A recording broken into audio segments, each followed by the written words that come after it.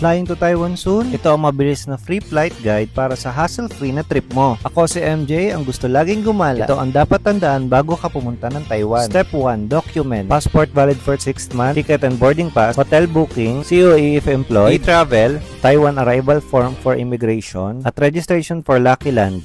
Keep it digital and printed copies. Step 2. Luggage. Ang hand carry ay 7 kilo lang. Kung may check-in, mas mura kung online. And also bring a universal adapter and weather-appropriate clothes. Step 3. Money. Pagdala ng Taiwan dollar, lalo na small bills and coins, I highly suggest na gamitin nyo ang GoTime Bank dahil walang processing fee kapag dito sa airport nag-withdraw. Step 4. Connectivity. Buka eSIM or pocket wifi online. Mas mura kaysa sa airport. Step 5. Hotel and transport. Mag-book na kayo sa Klook or sa Agoda ng hotel at EasyCard dahil EasyCard ang gagamitin kapag magbabayad sa transportation. We highly suggest to download a Google Maps. Step 6. Final checklist. Arrive 3 hours before flight. Then enjoy. Share mo sa travel buddies mo. See you in Taiwan. Follow for more galaan.